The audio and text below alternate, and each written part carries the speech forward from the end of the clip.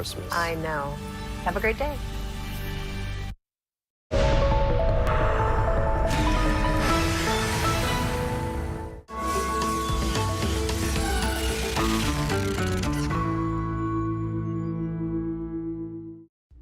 It's Wednesday, October 19th. In for a penny, in for a pound, unless that pound continues to plummet. We start here. Under crushing economic pressure, British Prime Minister Liz Truss walks back her promises. We have made mistakes. I'm sorry for those mistakes. This might not be enough to save her job, but what could it mean for the rest of the world?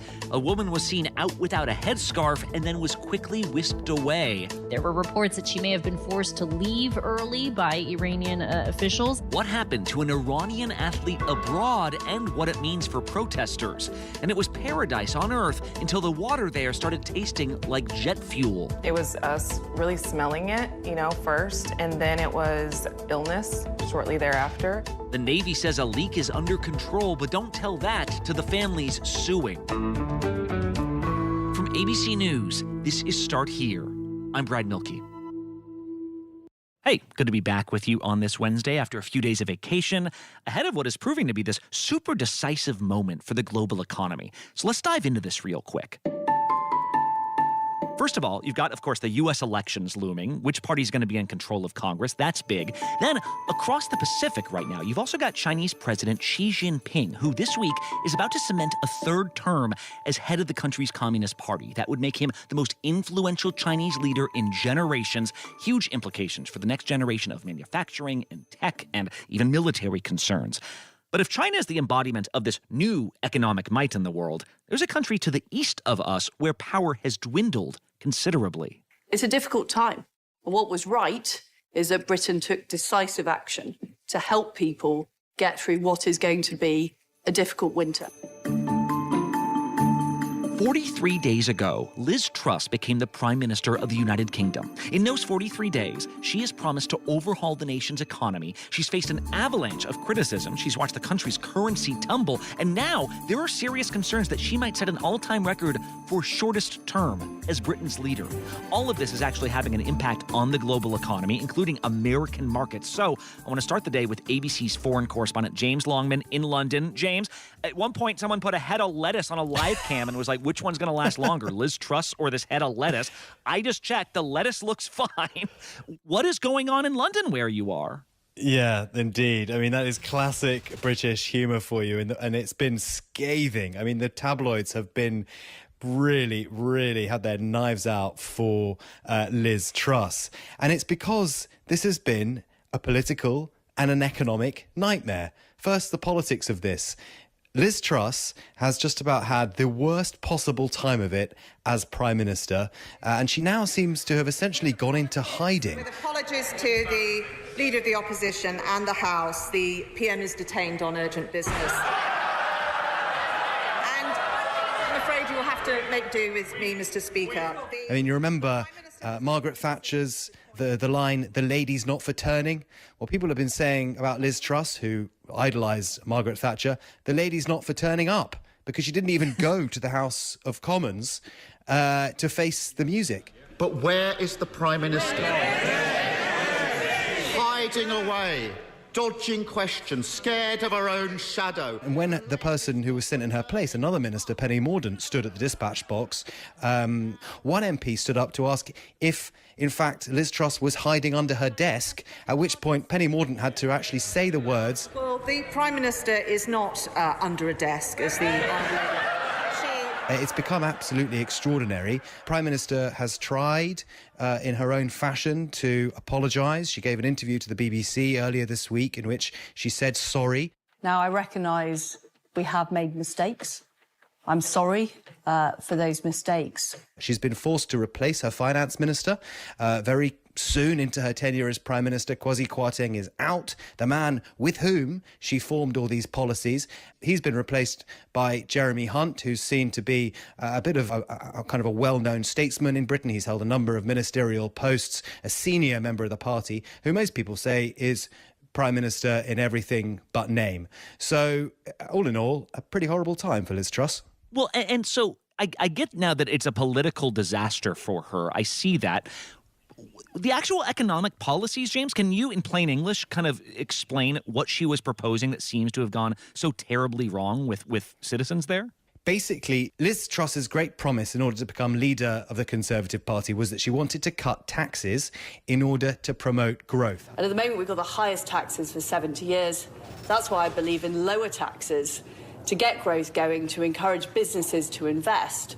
And that way, there'll be more money in people's pockets. There hasn't been enough growth, that Britain has been sluggish, that there's been too much public spending on services, and we've been taxing people too highly. That needs to be rowed back in order that we can kind of re-energize the economy and get infrastructure back up and running with private investment. Which, James, I should say, that does not sound that crazy to an American audience when I hear it. Like, rightly or wrongly, lower taxes are often seen as, job growth drivers, wage drivers. No, that's absolutely right. But you've got to remember, we live in the post-war welfare state in Britain and in most of Europe, whereby we do have public services that are paid for by the public purse. We have health and education, law and order. These are things that are massive government-funded projects. And you can't really turn up one morning and tell the nation, oh, we're going to stop spending money on most of this stuff because what we're going to do is we're going to give you back all your money and we're going to insert that money back into the system.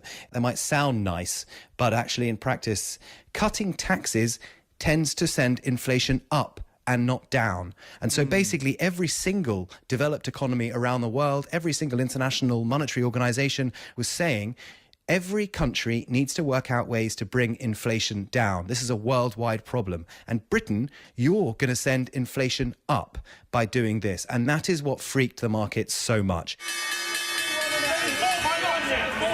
The British pound slumped to an all-time low against the dollar, and investors continued to dump British government bonds in a protest over a sweeping tax cut plan announced in London last week. We're basically the laughing stock of the entire world, as per usual. I think Liz Truss will be gone by the end of the week. What Liz Truss's government did was not only produce a budget which could be inflationary, but it was also the fact that it wasn't properly explained. It didn't even provide the supporting documentation to show how they would pay for it. So on both of those levels, it was just disastrous for the markets. It meant that it crashed the pound, it sent mortgage rates skyrocketing, it made the possibility of a pretty deep and dark recession even worse, and it promised to make inflation even worse, which then in turn has caused Britain to be regarded as this basket case economy where national debt will just spiral and Britain won't be able to pay it off because it'll become more and more expensive for Britain to pay it off. Well, and so now in recent days, ever since that BBC apology, we've seen the markets go up a little bit around the world. Real talk, though, James? Like, could she actually be forced out? Because I get her political allies are panicking, but is it a great look for a political party to go, oh, let's kick out another prime minister? Like, that's how we'll get more consistency. That's how we'll put everyone at ease. It's just by firing everyone again. Well, quite. I mean, that's the big question. One lawmaker was quoted as saying, well, do we want to be a joke for having yet another leader, or do we want political death? And at this point, maybe being a joke is preferable. I guess under this Tory government, everybody gets to be Prime Minister for 15 minutes. They've got to fight an election in 2 years' time. Now, the way our politics is looking, 2 years seems like an absolute lifetime.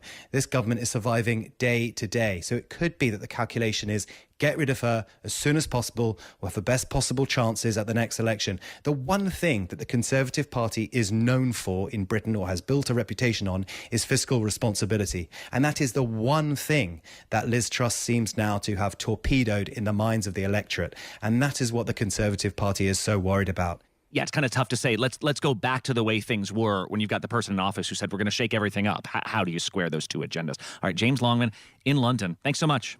Thanks, Brad.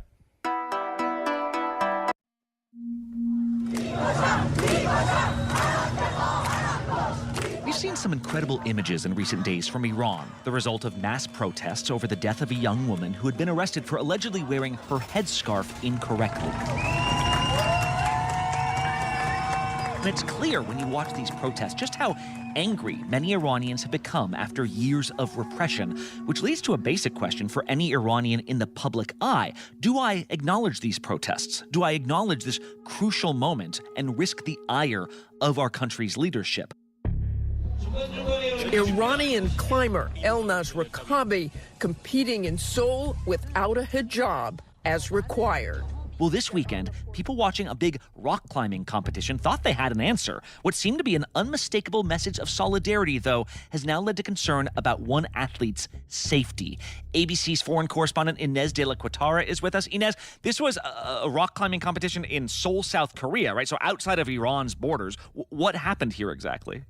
Yeah, Brett, so this is a story about an Iranian competitive climber known as Elnaz Rekabi. She was in South Korea competing with a group of other Iranian climbers, and she was seen climbing without her hijab, which is, of course, mandatory in Iran. 엘나즈 레카비입니다.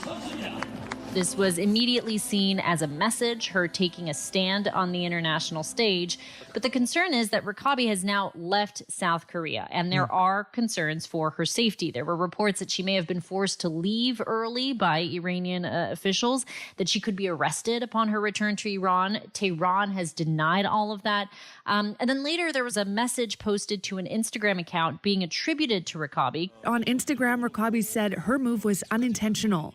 She chalked it up to poor scheduling and being called to climb unpredictably. The big question now is whether she wrote that post or whether she may have been pressured into doing so. So Tehran, of course, routinely pressures activists, sometimes even, airing coerced confessions, for example, on state television. So it's possible that she may have been pressured into writing this post to clear things up. Well, and there was video circulating last night of what appeared to be her arrival in Tehran. It was difficult to tell exactly who was there. People had face masks on. I mean, Inez, do we know where she is exactly or what would happen to her?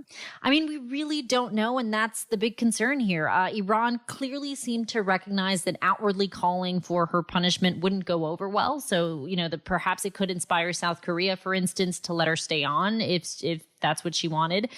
So Iran said the rumors of punishment weren't true, but at the same time, there were reports from some well-known Iranian journalists that she was likely going to be transported to a well-known prison. We just don't know. I think there are, one, just real concerns for the safety of anyone protesting. People are getting arrested. People are being imprisoned. People are being killed. Over 100 people have been killed. At the same time, the protests are continuing. We're now entering a fifth week of protests in over 100 cities. This is unprecedented in Iran. So, as dangerous as these protests are for people, we're still seeing the Iranian people, these Iranian protesters, most of them young protesters, still undeterred, Brad.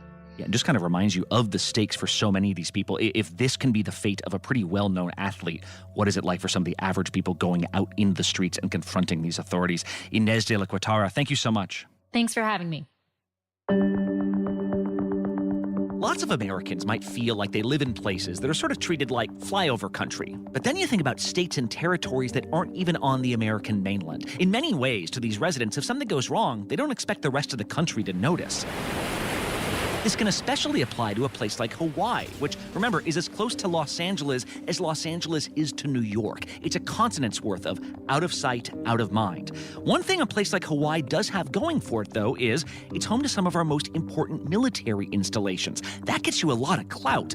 But what happens when stuff used by the military is capable of potentially poisoning thousands of ordinary neighbors? Oh, it's caught on fire! That was crazy! Well, late last year, residents of Honolulu started noticing water in their faucets that they say smelled an awful lot like jet fuel. I don't think this is normal. Since then, ABC's Will Carr has been asking local officials for answers, and this week on Nightline, he shared what he's learned. Will, glad you're with us now. I mean, how bad has this issue become in Hawaii? So, Brad, this is a major investigation that we have been working on over the past year, and families are alleging that they are experiencing long-term health impacts after allegedly drinking Navy jet fuel. We've spoken to a number of families, and now a number of families have filed federal lawsuits. But we were exposed from May to November That is a lot of time to be drinking jet fuel, bathing in jet fuel, and all of these things. I can think of Nastasia Freeman, who lived on base, on Joint Base Pearl Harbor Hickam in Hawaii, who tells us that everyone in her family, including her 3 young kids who were healthy before all this happened, grew severely ill. It was us really smelling it, first, and then it was illness shortly thereafter, and it was pretty severe. There is Amanda Feint, an Army major, who says her family experienced abdominal pain, skin rashes, migraines after using water in their home on the base. My kids have found me laying on the bathroom floor out of my shower in Hawaii covered with vomit and not knowing how I got there. Jamie Simic tells us her kids' teeth were allegedly falling out and they had lesions that broke out on their heads, and the stories go on and on. So let me set this up for you. Pearl Harbor Hickam has a major fuel facility called the Red Hill Fuel Facility. It was built back in World War II, and it holds more than 175 million gallons of fuel. They were to be built in nearby hills at an elevation high enough for gravity flow of fuel to a fueling pier. It also sits just about 100 feet over one of the island's main aquifers, where hundreds of thousands of people on the island of Oahu get their drinking water from. Residents were smelling, they had the odor, some had the taste, so we immediately responded relative to shutting down the Red Hill shaft. The Navy now admits that last year, the Red Hill fuel facility had 2 leaks, one in May spilling nearly 19,000 gallons of jet fuel, and another around Thanksgiving spilling 12,000 more gallons of jet fuel. And I was told flat out they could not say anything because they were waiting on guidance from the Army for 2 days, when we could smell the fuel in the water. You could literally hold the ice up to your nose and smell it. It would burn all the way through my nostril down my esophagus. When we were talking to Jamie Simic, she showed us pictures, and she said that she realized that something was incredibly wrong when she looked into her freezer and she pulled out what was yellow ice. And I immediately threw the ice in the garbage disposal and hit my knees, because I had been telling the doctors for quite some time that something in my home was making me and my kids sick. And in that new lawsuit filed in federal court, attorneys say that the Navy harbored toxic secrets, turning once healthy adults and children into walking health nightmares who allegedly still suffer from seizures, gastrointestinal disorders, neurological issues, burns, and rashes, all from drinking that water that allegedly had jet fuel in it at the end of last year. Well, and you said still suffering. That seems like the key here, because I remember when you went out there late last year to report on this, and it seemed like this very scary potential disaster, and the Navy was going to work on it. How has this sort of developed since then? That's right. So there's really no argument that jet fuel wound up in the water there in Hawaii. In fact, an investigation by the U.S. Pacific Fleet found that the water contamination was the result of the Navy's ineffective immediate responses to the 2021 fuel leaks, and that there also was a failure to learn from past incidents. There's an online publication called Honolulu Civil Beat that has put out video that reportedly shows fuel gushing out like a fire hose from that second leak at the end of last year. And that fuel is what was going into the water system that impacted water for 93,000 people. They waited an entire week after fuel gushed into that tunnel to shut down the drinking water well, which was located just 380 feet away. The Navy doesn't dispute that the fuel was in the water. What they do dispute is they say that they have no evidence that supports chronic long-term issues, the type of issues that these families tell us that they're still experiencing. We have parents who tell us that their kids who were healthy prior to having jet fuel in their water have been in and out of the hospital all year long. That the water is safe to drink because we're providing it from a different source. This source is secured, and we're in the process of remediating and recovering it. Some tell us that they are still getting rashes. We have pictures of kids this week who are getting rashes, and they don't believe the water is safe. Yeah, I don't know of that. So we spoke to the Navy on camera, on the record, and they tell us that they don't have any evidence right now that supports the chronic long-term allegations, and if that any families are experiencing symptoms that they say are chronic and long-term, they're telling the families to come and talk to the Navy. One family affected is one family too many.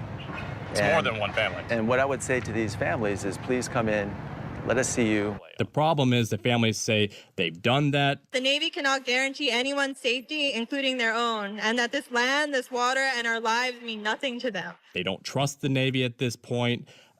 Many have actually moved off island to go find third-party medical experts who can try to treat them for being exposed to jet fuel. And some have said enough is enough, and that's why they've filed these federal lawsuits. Nothing has changed but the severity. So where a score between 0 to 10, he would have said, okay, maybe it's a 6. He's now saying it's a 50, right? 50. That's the difference. So things are getting worse for him. This is clearly something that at this point is going to play out throughout the court system. But while it does, these families allege to us that they are still sick right now. So that's the families. Are the fuel tanks fixed? Like, is this done for now and it's just an issue of what used to be in the water and that's what's going to play out? Or could this still get worse somehow? So that is such a critical question because they have shut this facility down. It was built during World War II. It's an older facility. The infrastructure is not what it once was, but it still has more than 100 million gallons of jet fuel inside that facility. Any time it sits in the ground relative to what we've seen, it's always problematic. Whether we call it a crisis, whether you call it a catastrophe, it is a problem. Right? There's no denying that, and the Navy owns up to that. Now, the government's launched a joint task force to try to figure out how to get that fuel out of those tanks, but they're telling us that right now they don't think they can actually do that until the summer of 2024, and that's a concern for a lot of people on the island who are still living there, including the chief engineer for the Water Supply Board, who tells me that's just not fast enough because they are seriously concerned that there could be more leaks. And unless they defuel that facility soon, there could be potential for further leaks getting into the aquifer. They are terrified of what would happen if there's another major leak and jet fuel continues to leak into the environment in Hawaii and what that could mean for the long-term implications on the water, on the residents' health, and so many other things, Brad. Yeah, and as you've reported, this aquifer services, not just like people near the base, services over 700,000 Hawaiians there. Will Carr, really great reporting. Thank you so much. You bet. And one last thing, Halloween is barely 2 weeks away, but one of the reasons it's easy to be skeptical of ghost stories is they all sound kind of the same, right? Like, sorry, if there are ghosts all over the place, they can't all be wailing about their loved ones in the night. Wouldn't some of them be boring or weird, just like when they were alive? At the time, I had lost 15 pounds, and he said, looking good. And I said, well, thank you. We'll meet Linda Hill from Gainesville, Texas, who says she's being haunted by some less than enchanting spirits, one of whom she thought was her husband on the other side of a shower curtain. Then a few seconds later, he walks in from the bedroom again. And I said, how did you get back in the bedroom? He said, I've been in the bedroom. Who were you talking to? And I said, holy... Behold, the tale of the freaky ghosts. So almost 20 years ago, Linda and her husband buy a group of houses with the dream of making their retirement income as landlords. She says this was not in a historically great part of town. When we bought it, there were hookers in the neighborhood. But oh well, the rental market was booming, except at this one particular house, where everyone seemed to break their lease after a while. How quickly were people moving out? Within 2 months. Wow. Right. The longest anyone stayed was 6 months. She began hearing stories about things being moved, lights going haywire, and lots of voices. In fact, when she brought in amateur ghost hunters, they reported what they call EVPs. What's an EVP? Sorry. EVP is electronic voice phenomenon, in which their instruments were picking up voices that didn't belong to anyone they could see. And in a part of the state that used to have thriving red light districts, some of these ghosts seemed more active than others. There's one room in the house that tends to have more sexual EVPs. What do you mean sexual? Like, what do people hear? Okay. Oh, baby. Oh, baby. Wait, well, thank you. Wait, you're saying that's what they start hearing? Things like that, yeah. Oh, yeah, that's the way I like it. Yeah. Okay, I'm uncomfortable. I don't know why I asked you this. According to paranormal activity experts, there is a type of haunting called a ghost loop, in which a spirit will relive a particular scene over and over. Usually it's something traumatic. Other times it's something they enjoyed. This was a bad decision to ask for specifics. Well, you asked. I did. Linda decided it wasn't worth it to keep cycling through tenants. She couldn't sell the place without feeling obligated to disclose the hauntings. That would ruin the value. So, for the last few years, she's been renting this place out to solely paranormal investigators under her last name. Well, my name is Linda Anthony Hill, and the house's name is Hill House Manor. Excuse me, it's called Hill House? Hill House Manor. That sounds like something out of a haunted mansion movie already. Right. Now, if you think this is all just a ploy to get more notoriety, you could be right. Linda's got a book out with stories inspired by these ghost sightings. But on Halloween itself, when Hill House could command its biggest price of the year, she says these rooms will sit vacant so spirits can have some privacy to do whatever it is they do on exciting nights like this one. Yeah, here's the bathroom, here's the washing machine, here's where a ghost is gonna catcall you as long as you're living here. Like, when are pervy ghosts gonna have their reckoning? That's what I wanna know. Hey, thank you to Michelle Franzen for filling in while I was at a family member's wedding, so I should say congrats to my cousin Miranda. Also, shout out to the dude who came whose favorite podcast is Start Here. He did not know we were gonna be at the same place together, so Jonathan, keep spreading the good word. It was good to meet you. I'm Brad Mielke. See you tomorrow.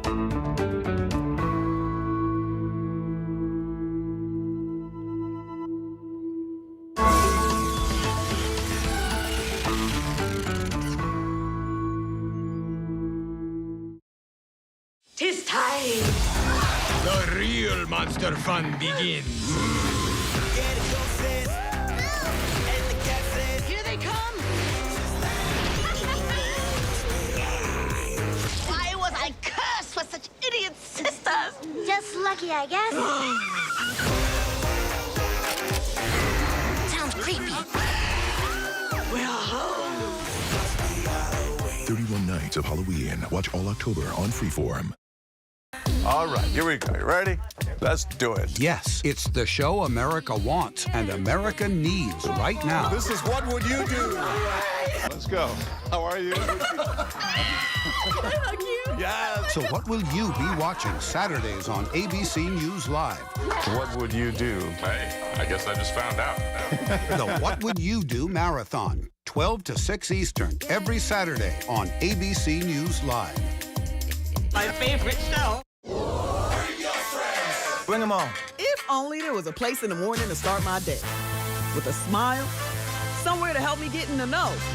A place as spectacular as, well, me. I think we might know a place, right, guys? Bring your friends. Oh, wait, there is. Good morning, America. GMA, 7A, every day.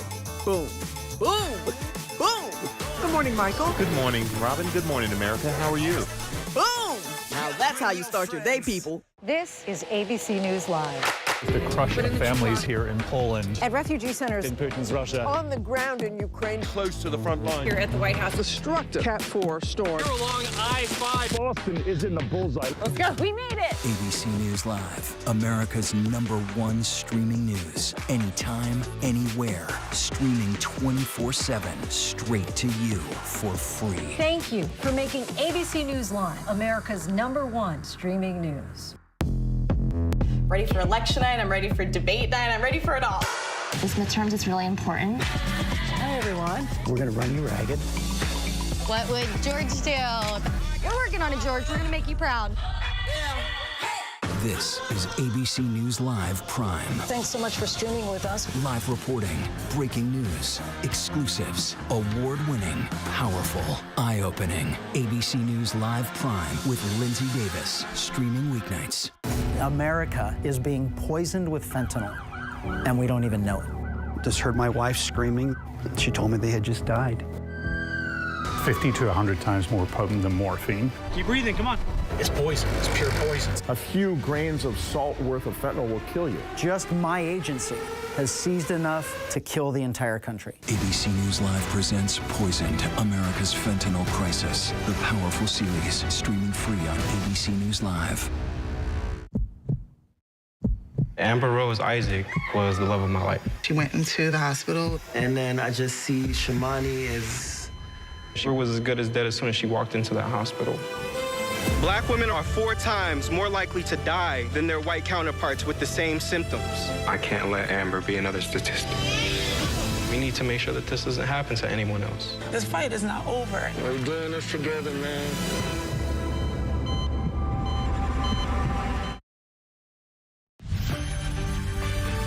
Right now on America This Morning, Biden's new move on gas prices, what the president is announcing today, and how he's taking aim at oil companies. Plus, with Americans increasingly worried about inflation, some good news from the IRS.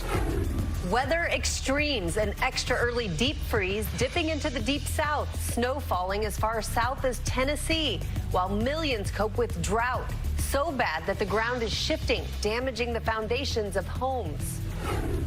Out of bounds, the NFL team owner accused of spying on other owners to dig up dirt on them responds to the accusations. Just the latest scandal surrounding Washington's Dan Snyder. Could he now lose his team? The college friends who came face to face with a grizzly bear now speaking to Good Morning America. Just for us to walk out of there alive, all 4 of us, it's a miracle. It really is. How they survived the terrifying attack. Plus, safety recall, the cookie dough being pulled from store shelves. And later, the McDonald's nostalgia craze, how much people are willing to pay for relics of a bygone era of Golden Arches history. From ABC News in New York, this is America This Morning. Good Wednesday morning, everyone. We begin with a new move to try to bring down gas prices. President Biden is set to make an announcement today as polls show Democrats losing momentum ahead of the midterm elections. Americans are growing more concerned about the economy and inflation. Gas prices have dropped in the last week, but the national average price is 20 cents higher than 1 month ago. ABC's Justin Finch is now here with more. Justin, good morning. Hey there, Andrew. Good morning. President Biden is now trying to contain the fallout from rising gas prices with just 20 days until the midterm elections.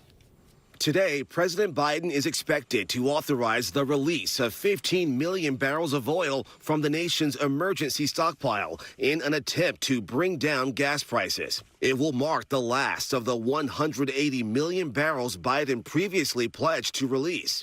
Definitely, more supply could lead to cheaper gas prices. But critics say the 15 million barrels is a drop in the bucket, considering the U.S. consumes about 20 million barrels per day. More supply is always better for gas prices, but we're just going to have to see what happens with demand and also with crude oil prices. Although Biden is making the announcement today, the 15 million barrels will not be released until December. The president also doubling down on another big issue, promising that Democrats will pass a federal law protecting abortion rights if they win at the polls next month. The first bill that I will send to the Congress will be to codify Roe v. Wade. And when Congress passes it, I'll sign it. Abortion rights and the economy were front and center in Florida last night as Senator Marco Rubio faced off against his Democratic challenger, Congresswoman Val Demings. I believe that innocent human life is worthy of the protection of our laws. That said, every bill I've ever sponsored on abortion, every bill I've ever voted for, has exceptions. What we know is that the senator supports no exceptions. He can make his mouth say anything today. He's good at that, by the way. Meanwhile, in Pennsylvania, polls show the Senate race between Republican Mehmet Oz and Democrat John Fetterman is tightening. Fetterman recently returning to the campaign trail after suffering a stroke. Both he and Oz refused to take questions from reporters ahead of their debate next week. Dr. Oz? Thank you. Dr. Oz, will you answer questions, Dr. Oz? And back to President Biden's announcement today. He's also expected to go after the oil companies, accusing them of price gouging at a time of record profits. Andrew? All right, Justin, thank you. Meanwhile, the IRS is making changes in response to soaring inflation, and that means bigger paychecks for many Americans. Tax brackets for next year will be raised by about 7%, so taxpayers whose wages haven't kept pace with inflation will be taxed at a lower rate. The standard deduction will also increase by roughly 7%. Now to Ukraine, where hundreds of thousands of people have been plunged into darkness. Russian drone and missile attacks are blamed for destroying nearly 1/3 of the country's power stations in recent days, triggering blackouts and cutting off water supplies. NATO is sending Ukraine more anti-drone weapon systems in the coming days. Meanwhile, ABC's Britt Clennett tells us Ukraine is now bracing for a new offensive on the front lines. Ominous new warnings from Russia as Ukraine pushes on in the south. Moscow-backed leaders now warning the battle for Kherson will begin in the near future, urging civilians to evacuate ahead of fierce hostilities. Now, serious questions about what Putin's next move might be. Ukraine's defense ministry is predicting its troops will continue to see battlefield victories and says the war could be over by next summer. A U.S. citizen arrested in Saudi Arabia has been tortured and sentenced to 16 years in prison over tweets criticizing Saudi policies. The son of 72-year-old Saad Ibrahim Al-Mahdi says his father sent the tweets while living in the U.S. and was arrested during a trip to the kingdom. The State Department says it's raised concerns with the Saudi government about his case. New audio recordings suggest former President Trump knew he was sharing classified information with a journalist. Bob Woodward is releasing an audiobook after spending time with Trump in 2019. In a clip that was released last night, Trump can be heard showing Woodward the 27 letters that were written to him by North Korean leader Kim Jong-un. Trump acknowledges he should not be showing Woodward the letters. Nobody else has them, but I want you to treat them with respect. I understand. And don't say I gave them to you, okay? Okay. But I think it's okay. Normally, I wasn't going to give them to Bob, you know. Would you make a photostat of them or something? No, I dictated them into a tape recorder. Really? Yes. Trump refused to show Woodward the letters he sent to Kim, calling those top secret. The letters were reportedly among the classified items that were seized at Mar-a-Lago. A developing story in the National Football League. A team owner is under fire for allegedly spying on other owners to dig up dirt on them. Dan Snyder denies those claims, but the controversy could be the last straw after a wave of other allegations that go far beyond football. This morning, a rarity in the NFL. Team owners appear to be turning their back on one of their own. It could mean the clock is running out for scandal-plagued Washington Commanders owner Dan Snyder. There's merit to remove him as owner. Indianapolis Colts owner Jim Irsay becoming the first team owner to publicly call for Snyder to be removed from the league. Snyder's team has already been fined $10 million over claims it fostered a culture of sexual harassment. And Snyder himself was the subject of a congressional probe into allegations he sexually harassed female employees. He left his hand on the middle of my thigh until I physically removed it. That prompted another league investigation. Snyder denies the claims. And now the latest bombshell, ESPN reports Snyder hired private investigators to dig up dirt on other NFL owners and Commissioner Roger Goodell. Snyder reportedly said he's got enough dirt on them to, quote, blow up the league. This is the first step for the end of Dan Snyder. There are too many owners. I told you, they're not going to take this lying down. That Dan Snyder is digging up dirt on them. That immediately calls to mind blackmail for me, and these owners aren't going to take that. Snyder now responding to the ESPN report, calling it patently false, adding, I have never hired any private investigator to look into any owner or the commissioner. A vote to remove Snyder could come as soon as this winter. 24 of the 32 owners would need to agree to remove him. Commissioner Roger Goodell says there should be no discussion on Snyder's ownership until the league's investigation into those sexual harassment allegations is completed. An urgent new warning about electric cars bursting into flames after Hurricane Ian. Officials say those lithium-ion batteries corrode after sitting in salt water, and some of them have caught fire, damaging or destroying homes. The batteries can also reignite after being extinguished. Later on Good Morning America, the surprising amount of time and water it takes to put out those fires. An early deep freeze is extending all the way into the south this morning. Snow even fell in parts of Kentucky, the earliest on record. Could more be on the way? Let's check your Wednesday forecast.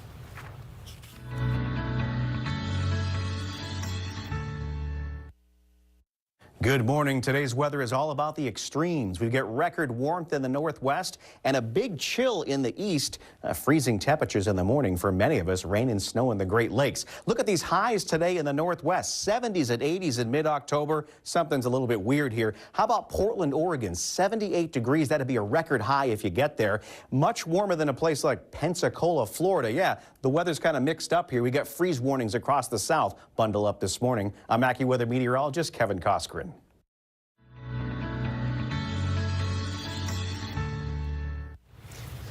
And some devastating new evidence of the ongoing drought in the West, starting with these dead salmon you're looking at. About 65,000 of them were found in a mostly dry creek bed in British Columbia.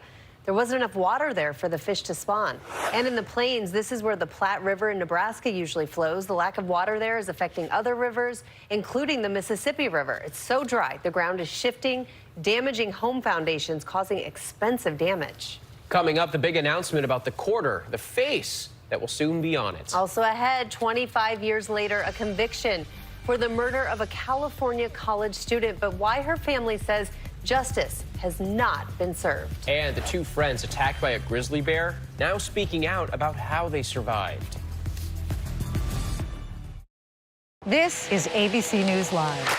The crush of families here in Poland. At refugee centers. In Putin's Russia. On the ground in Ukraine. Close to the front line. Here at the White House. Destructive Cat 4 storm. Here along I-5. Boston is in the bullseye. Let's go. We made it. ABC News Live, America's #1 streaming news. Anytime, anywhere. Streaming 24/7 straight to you for free. Thank you for making ABC News Live America's #1 streaming news. You never know what you're going to get on this show. That's all I'm going to tell you. Yes, Whoopi! This mic on? Can you hear me out there? Behind the scenes is always a better show. Absolutely, absolutely. That's what people don't see during the commercial break. Right, they don't. What happened? I had no idea really what I was getting myself into. That day that we walked out, I treasure that day. I couldn't sit there. You're doing good, Joy. You're doing good. Oh, yeah, baby. It was crazy. Behind the Table. Listen wherever you get your podcasts. Bring them on. If only there was a place in the morning to start my day. With a smile, somewhere to help me get in the know. A place as spectacular as, well, me. I think we might know a place, right, guys? Bring your friends. Oh, wait, there is. Good morning, America. GMA, 7A, every day. Boom. Boom. Boom.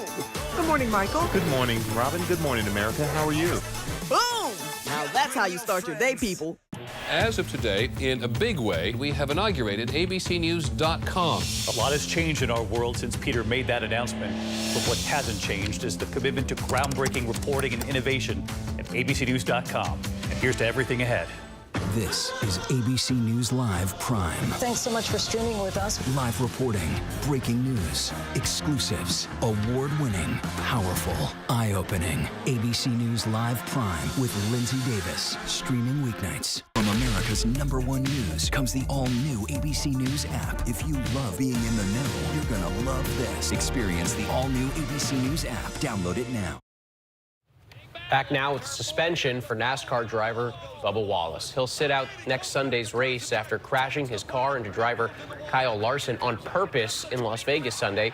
Wallace then confronted Larson after the two spun out. Neither of them was hurt.